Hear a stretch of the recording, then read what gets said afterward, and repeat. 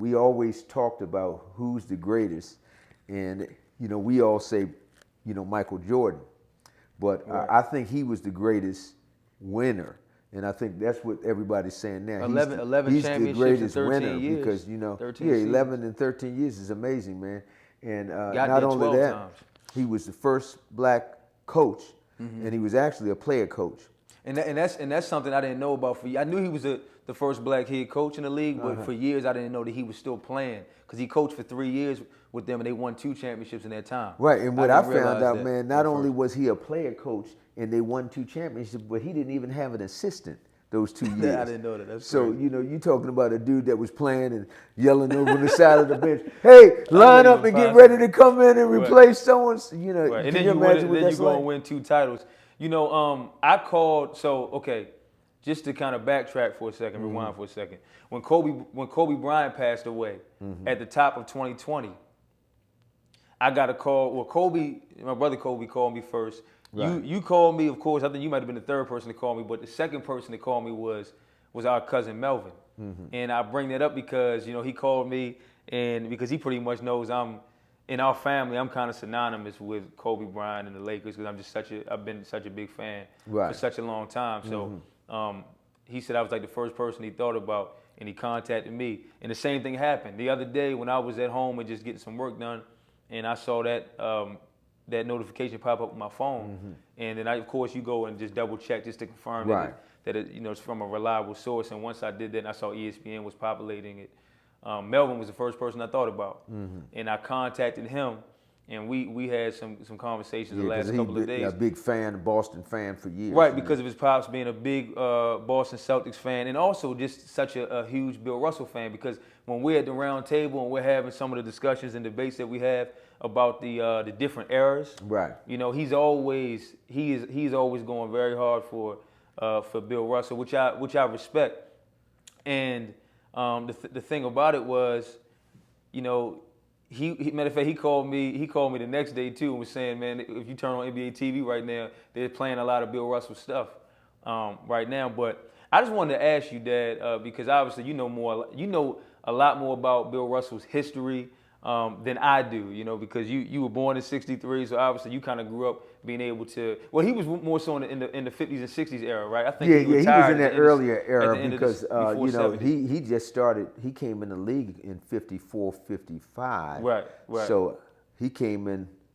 That's 8 years before I was born. Right. So he only absolutely. played 13 years. Right. So you Right. can imagine. I didn't see a lot of him. All I saw was footage from him. And, of course, I knew about his history because I would go ahead and look up old videos and things of that nature to find out about him. But just the statistics alone told a lot about him. And, of course, seeing some of those photos of him with that famous one with those civil rights activists with Muhammad Ali, Jim Brown, Kareem. That's a popular one. And really, that explains really the impact that he made on not only basketball, but civil rights and to be black athletes. And he was a civil rights activist the whole time he was an NBA player. Right. So you can imagine what that was like.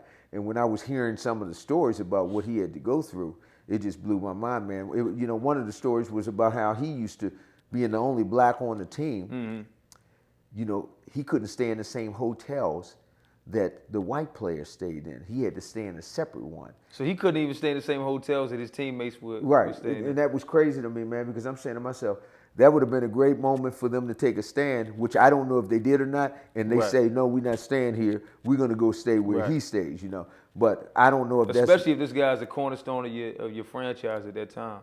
Oh, you better believe it. And then, of course, that famous coach, Red Auerbach. Auerbach, yeah. And this guy, man, when Bill went to that team, he said, I've got a friend when I came to that team because he developed a real strong, close relationship with Red. So that was pretty nice. You know a story I always hear about him? What's that? About Auerbach is when I think they were in the NBA Finals or something like that, and he comes down. He's on the bench and he breaks out a cigar and starts smoking a cigar on the bench. I guess at the end of the game or the middle of the game or something like that. But me and Mel were just talking the other night about how something like that would like never happen in the sport today. But it's just crazy the differences in what was, I guess, acceptable back then in like the 50s Yeah, and because 60s. they probably smoked inside the arena. Or in the locker people rooms smoke too, cigarettes in the arena, probably, Yeah, man. which is crazy. Just like they did at fights and all that stuff as well. Right. But yeah, man, he definitely did a lot. And I was looking at some of his accolades, man. This guy, not only was he the coach,